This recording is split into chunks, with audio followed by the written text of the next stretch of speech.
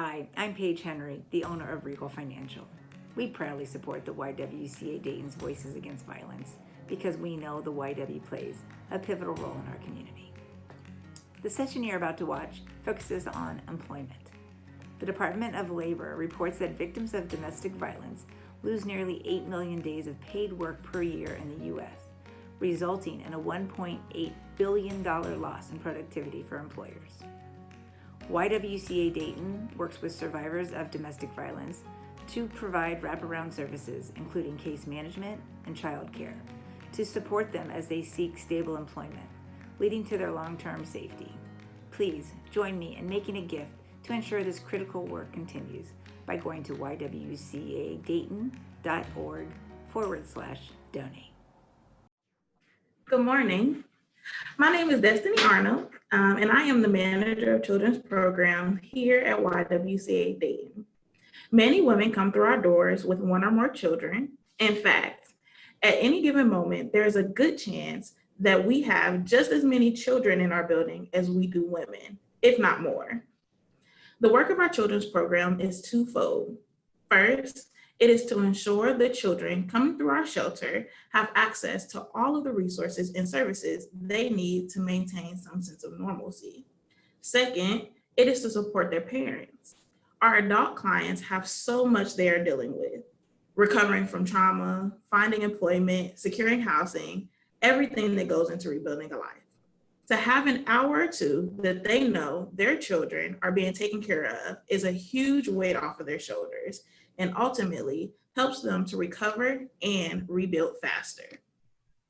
This morning, I have the privilege to introduce our speaker joining us to discuss the intersection of domestic violence and employment. But before I do that, I want to thank our sponsors. First off, thank you to Regal Financial, our sponsor for this entire event, for returning as a presenting sponsor for this second year in a row. Secondly, I want to thank this session sponsor, the Montgomery County Alcohol, Drug Addiction, and Mental Health Services, for supporting our employment session. We have Helen Jones Kelly, here to say a few words about their work. Good morning, and thank you. Thank you so much for allowing us to be a part of this special segment. To those of you who've joined this session this morning, on behalf of the Alcohol, Drug Addiction, and Mental Health Services for Montgomery County, I thank you for giving us a chance to connect to the reality of unemployment and depression, anxiety, and all of the issues that are related to that when a woman has experienced domestic violence. For those of you who've had that experience, you know that it's very difficult, especially if you're parenting, to maintain consistent employment. For those of you who've not had the experience, believe me, been there. I know what it means when you're trying to reestablish yourself after that experience. And employment is one of the major steps towards being able to provide care for your children and to have strong brain health in the process. So thank you for allowing us to be part of this. We are very proud to sponsor this session today. Enjoy. Thank you again. Thank you so much to both Regal Financial and Adamus. So now to introduce our speaker. Dr. Ludy Green is an expert on U.S. domestic violence and human trafficking issues, as well as an internationally acclaimed speaker. Drawing on her 18 years of experience in the human resources field and her 20 plus years as a human rights activist, Dr. Green founded Second Chance Employment Services, the first and the only employment agency in the U.S. for domestic violence and human trafficking victims. Dr. Green has worked extensively for the U.S. government, and she is credited for successfully inserting employment-related language for combating domestic violence into the reauthorization of the Violence Against Women Act. Dr. Green is also a prolific author, having written Ending Domestic Violence Captivity, A Guide to Economic Freedom, and frequently writing as a contributing author for Thrive Global and the Huffington Post. In 2020, as the COVID-19 pandemic put domestic violence victims in increased danger, Dr. Green created the Ending Domestic Abuse podcast, which provides immediate and essential advice to victims of violence. This bi-weekly podcast has featured prominent guests, including Tanya Brown, sister of Nicole Simpson, and General Lori Sutton. You can find episodes for free wherever you listen to podcasts. Dr. Green holds an MA in Human Resources Management from the George Washington University and a PhD in Business Administration, HR Management from Southern California University. Without further ado, Dr. Ludi Green. Thank you so much for your kind introduction. I am very excited to be here with all of you and to have the opportunity to share my model on economic empowerment and my passion to fight violence against women, especially in this month, which is so critical. And I want to tell you a little bit about what I'm going to be covering. The first thing, we're going to talk about economic empowerment a little bit. Then I'm going to share with you about how Second Chance was created and how the system of economic empowerment changed the lives of so many women through employment. When at that time, nobody even talked about it. Then we're going to discuss about the mission of the organization and our services partners, job partners, how the clients come to us. And at the end, I will share in a short story for you to understand how the service are and how people got their lives saved through it. So I want to start with you with a short story about basically a little bit about my life, how everything started. So I came to Washington, D.C., and I was an intern in Capitol Hill for a congressman. So one day I went to a lower building, to the lower level, to the cafeteria. And in a bulletin board, I saw an ad saying that there was a shelter looking for volunteers, and it was called My Sister's Place. So I decided to take the note and call them and ask if they needed me. So make the story short, I ended up going to the shelter, and I told them that I would like to do whatever they need me there to help. And so they assigned me to start taking care of the kids of women who have been abused. And during the time there, I had the opportunity to have conversations with different victims. So one I remember the most, her name was Renee, because she came, and it was to me very heartfelt when I saw her with her tooth broken, and she had 2 kids with her, and she was desperate. She looked hopeless and very, very sad. So I took her immediately. I took care of the kids. They took her in. I'm sure they sent her to dentists, doctors, and everything to help her. So there she felt a little more calm. So she landed in a safe place, which is the amazing shelter, My Sister's Place, which I really respect the work they do. And during the time, I started getting to know her, had conversations. And one thing that she shared with me was that she was going, from shelter to shelter and always going back to the abuser. And I asked her, could you please tell me why? And she said, well, I cannot take care of myself. I don't have education, and I do not have the means to pay for my children and for myself. And she said, and I also do not have a job, and then I started thinking, right, I mean, how can she take care of herself? She doesn't have a job. She doesn't have the education. Who will hire her? So that stayed on my mind. So during my time there, I did it for a long time, my volunteer, I started meeting more women, and they were coming, and the same story came to me. And it was about they got to go back to the husbands because they were financially dependent on them. Well, now I have to tell you a story. And that's a little bit in a brief story of mine, of my own. So basically, I grew up in domestic violence. My mother was a victim of my dad. And basically, she died in his hands. And it was very unfortunate. My mother, many times I told her, I said, why don't we leave? Why don't we get out of this and just forget about it? And she said, I can't. I don't have the education. I don't have a job. I don't have the money to take care of you. So were exactly the same words of every single victim that talked to me in the shelter of My Sister's Place. Time passed, and then I started getting my education at the George Washington University. And getting my education, learning, understanding, I created a survey and I brought it to My Sister's Place. I did a little project, and in the survey came up that basically these women were stuck in the situation they couldn't escape because financial dependency. In those years, nobody talked about this. Everybody thought that, well, this is just craziness. What has to do employment with victims of violence? So people, even friends of mine, laugh about me and about my idea. But in my mind, I stick to it. And I'm like, this is, wow, this happened to my mom. This is happening to this lady. So one day, a line turned on my mind and something clicked. I said, employment placement. There's so many employment placement agencies for regular people. Why not create something especially for them, for women who have been victimized, for women who don't have hope, and we can make something holistic, something where they can feel safe and they can be able to really find employment, and through the connections that I had, because at that time I was working in different companies in corporate America, and my friends were directors of human resources, directors of recruitment, so myself. So we have these connections. So in 2001, after all these struggles, it took me about 10 years to save money and came up with a concept, build my board of directors, board of advisors.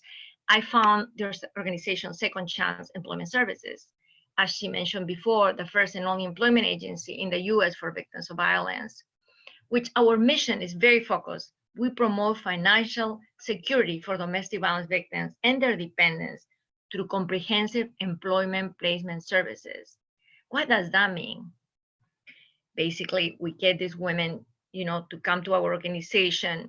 We partner with organizations. We have about, when I left, it was about 480 companies, groups like Booz Allen and Hamilton, IBM, small nonprofits, the Senate, different corporations. I mean, it's amazing, the partnerships that we have had.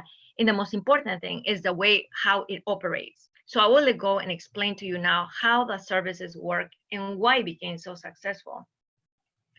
So the clients, we created memorandum of understandings with shelters, welfare to work programs, Department of Social Services, and faith-based organizations, as well as some nonprofits. So they will come, the clients refer to us through them. So we will know that they were really victims of domestic violence. Now, we have the job partners, which they are the employers. As well, we had the same MOUs with them, which they are committing the opportunity to put them first place employment, in a sense of they will let us know whenever an opportunity open and if it was any of our clients suitable for that particular position. So that was great to have insiders in those companies. And basically 40 friends of mine, which they were in my network, they are the ones that helped me start it. So with them, I started with the largest companies here in America, located, of course, in DC area, DC metropolitan area, and then later on became national. So they're the ones that start me on this partnership. Then we have also the service partners, which is another component of our model. And the service partners are, we have hairstylists, we have organizations like Macy's, who they provide us clothing, Suited for Change, Nordstrom's, I mean, many to mention. We have psychologists, psychiatrists, plastic surgery, dentistry, and all of those, they came, many of them from our own board members. The chairman of the board, Dr. Ronald Perman, a renowned plastic surgeon, had his own connections. Then Dr. Kevin Ryan, famous and renowned, and I think he won some award during Washingtonian of the Year for Swiss dentistry as well. With all his connections, we use them to help these women repair their, some of them, they came with broken teeth, some of them came with scars on their faces. Then we have accountants, then we had judges, lawyers, I mean, very, very large group of supporters. Then we have, of course, the sponsors who they are with us and supporting our work. The most important thing is, what does the client bring to us so we'll be able to help them? They have to have the willingness and the desire to let us help them through our training programs, sometimes training through our own employment placement services through the companies such as PNC Bank. At that time was Rick's Bank. And they basically, what they did is they will bring 15 of our clients and they will pay them and they will go and get training to become customer service representative. And at the end, they make a pick of the best ones and they will put them in full-time employment. Some of those women right now, they're financial officers in different locations in the DC metropolitan area. And they're as well as spokespeople for our work that we have done through Second Chance. So in a nutshell, this is how the organization basically operated in the way that we help the people get employment, placement, and basically help them, put them on their feet. Another thing that I would like to mention is, how do we know how we did the services and how can we prove? Something very important was we formed in a technical group of advisors to help us create a tracking system. What do I mean with that? A tracking system was a web-based system that will incorporate every person who will come through the doors. We will do an intake with one of our professional assistants that we'll have in the office. They will do the intake and learn about the client. We need to learn about their background, what were their needs, in a non-judgmental way. It's all holistic. We do not ask, we do not force. They don't need to even know how to type. They don't even know how to use computers. We just need to know the truth. If they use drugs, if they were under any type of medication, if they have been incarcerated, what was their problem? They have legal documents. What do they have? So everything was in total confidential way, and nobody need to know anything. But the importance was that we really knew the truth of their story, so we can really help them in conjunction with our employers, because the employers, they needed to know also about their backgrounds. So this tracking system will track down every single service that we provided, from, let's say, somebody who will come with a broken tooth. So Dr. Ryan will help, will fix their teeth. Another person will be the psychologist providing that services. So we will have them, we'll provide them a code, and they will do the intake for themselves from the other side. So they will send us a note, okay, this is what happened. So at the end of the year, we will have all the year's information recorded. So we will know what it was done to this particular client, as well as we will track down how many interviews they had. Normally we'll provide them 3 interviews to 3 different companies. And then by that time, hopefully they're already placed. And when they're placed, the companies there, we also created with them a mentoring program. This mentoring program will take care of our clients inside the corporations or the companies that they work with, and they will be with them for 6 months. What was the purpose of the mentoring program? The importance was many women, they had to have sometimes go to the core systems. Sometimes they had a child who's sick. So we needed the support of a mentor there to help them cope and understand with the company, with the HR offices, discuss about flexibility, what are they giving them, so they can feel more comfortable until they are on their feet. So these were very critical areas that we needed to use for our W track as well, keeping up that we have a mentor, that we place a woman, and our tracking system will be for 2 years. So we track down the client for 2 years to, at the end, have an assessment of our program, which was done with one professor from the George Washington University, to learn that this was really working. So the outcome was that it was successful and it really worked. And since then, after that, I wrote a book, like it was mentioned, and the book compiles all the information about the organization's model, which is the whole purpose is to hope that social entrepreneurs, they will create those second chances themselves based on the book, reading and following in an employment placement agencies. And it's not voluntary. It's a place that you provide, you get income, you get paid, you get funding, because right now, like it was mentioned before, there's money through the Violence Against Women Act now, there's the employment placement piece and the training as well, and there's under Department of Justice. So there are many areas that people can create these second chances. And I encourage whoever is listening, whoever has the desire to help women, employment placement is key. Why? If they don't take care of themselves, if they don't have that financial independence, they cannot take care of their kids. So they will be dependent on the abuser. And I hope this can make it like very, very clear. So the other thing is, I would like to share a very short story of how one of our clients was successful in our services and how she came, all the little steps, how everything happened into her life, which I think can give you some enlightenment. This is the story of Helen. And I had her even here so present because I saw her, I met her, I was in the office when she came. She was referred from one of the nonprofits, the local nonprofits in the district. And she came to organization basically hopeless. She had bruises in her face and very, very sad and looked very low self-esteem. She told me that she lost her kids in this whole battle with the husband. The husband was a very prominent lawyer in the city, and she didn't really have much, to fight for. And this poor woman ended up just basically on the streets, and she was relying on second chance. She was an artist. She loved to paint, and it was shown in her face when she was telling me how much she loved painting. So she will have a little studio in her house. So when her husband went to work, she will go and teach the children, the little kids she had, she instruct them in painting. One day, her husband was a very, very possessive man and very jealous. So he was feeling that she was taking so much time with other kids who they were not her own in teaching them how to paint. So he got very upset. So he destroyed all her materials, all her paintings, everything she had, and ended up, trapping her in a room, put her in the room, close the doors, and chained her. This was her own word. She was chained against the bed, chained, and for a couple of days. And somehow she said she escaped, and somebody has helped her. So she ended up with our organization. So when she came to us, we did the whole intake, as I mentioned before about this type of intake. So the organization realized that she needed to talk with a psychologist. We need to do assessment with a psychiatrist, find out exactly what the needs were there.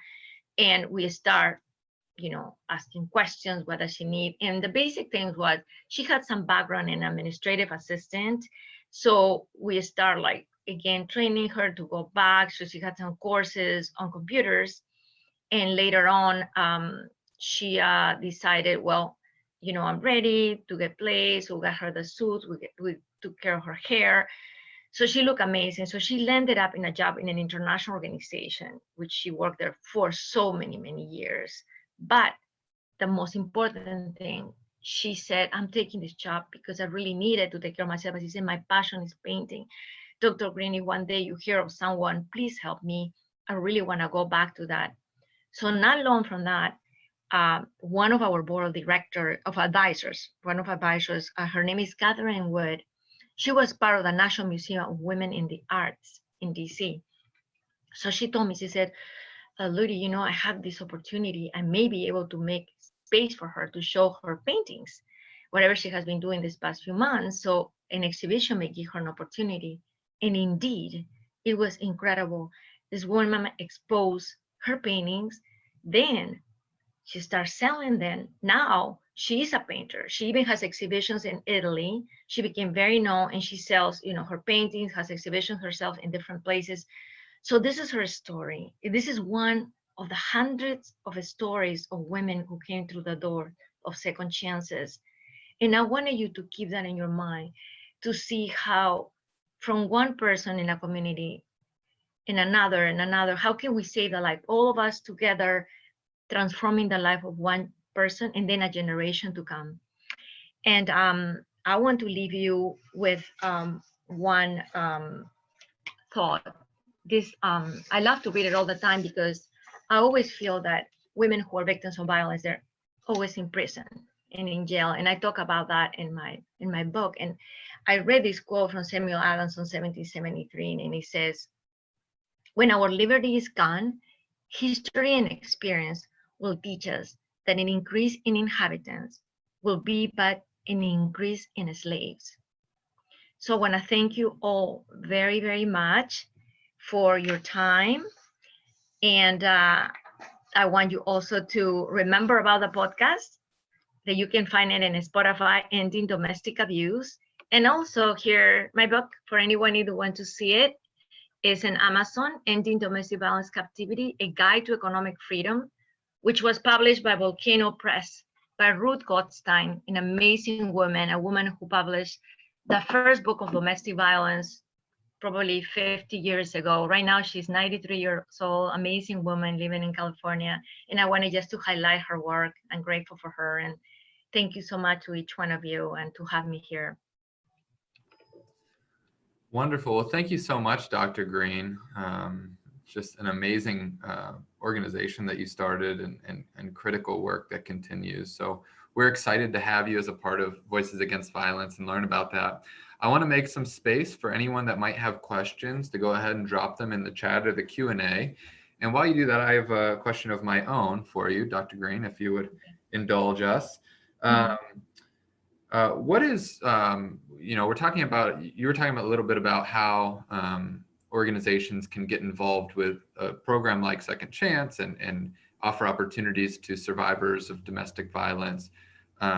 But do you have any work or experience or expertise around what employers can do to support women who may already be an employee and experiencing domestic violence, and what employers can do, what trainings may exist to support, or women or men who may be experiencing domestic violence who are already an employee? Of course. Well, the first thing, as you said, training. Basically, we need to train our employees to understand what domestic violence is. And it has to be in a very confidential matter because, people like to talk. So this is a matter that has to be really close, in-house, and the HR offices are the ones that need to be handled. So by training, understanding, learning compassion, not learning about recommending people, we cannot advise. That's one of the things I want to highlight. Never advise, because we as co-workers, we may tend to try to advise victims. We can't. We just need to let them know that there's an extending hand that we're giving to them, and probably a possibility to open doors for them to come in as support through the human resources offices, which will be the office that should have that type of support and training. And what the employers, a company, need to understand as well, the precautions that they need to be behind that for safety of the other employees. It's very important to know that the flexibility, giving flexibility to women who they need to go many times to judges. They need to also know about probably having a number so they can connect with them if there's something, a safety issue, when they have possibility to escape. They may be in a house trap and going through domestic violence. So there are many steps that they need to take. And I have been doing that type of training to many corporations. I have gone to all state and many groups and educating them about what do they need to do to create a whole program related to that. First of all, they have to have a policy in place. Many companies, they still do not have it. There are very few who have this type of a policies related to domestic violence. And I think that is critical. We need to talk more about that and to bring them that in place. By implementing that and educating the staff, we will be saving lives. That's really excellent. Thank you so much. You're welcome. For those looking, still a couple minutes here if you'd like to submit a question, but I just want to point everybody and share a screen here. If you are in need of help, if you're a survivor or in an abusive situation, you can always call our hotline at 937-222-SAFE. If you're on the line and or watching this in the future and are an employer who wants help with implementing some of those policies or trainings that Dr. Green talked about, you can always connect with us at info@ywcadayton.org. Or if you're an employer and you think you might have a situation with an employee that needs help, please, please, please connect with us. Secondly, as much as this is an event to raise awareness and advocacy around domestic violence and the many ways it intersects with all the facets of society and life, this is also a fundraiser to support the efforts of YWCA Dayton and our domestic violence shelters, both here in Montgomery County as well as in Preble County. So you can go to, I hope everyone can see the screen here, ywcadayton.org/VAV, Voices Against Violence, donate and make a donation. All proceeds, thanks to our sponsors, will go directly towards the services that we provide for domestic violence survivors and their children in our community. If you're here in Dayton watching this and have an account with the Dayton Foundation, you can give that way. We are synced up with them. And if you're looking and your company does a company match, please connect. My email's there on the screen, mweil@ywcadayton.org. We'd love to optimize your gift and make sure that we're having the greatest impact possible. So I will leave that up there for you to take a peek at. Dr. Green, thank you so much for your time this morning, still morning. and all of your insights, your wealth of knowledge, and your work is having such an incredible impact. So we're thankful for you and thankful that you're a part of our event this morning. Thank you so much. And I wish you all huge success in this amazing effort during these times. People need it. And I ask everyone who's hearing to donate to this amazing organization, because many of us do not know the amount of domestic violence and the way it has spiked during coronavirus is out of control right now. So I ask each one of you to thank, and any contribution makes a huge difference. You're getting a little contribution from me, so I'm going to tell you that already, sending it.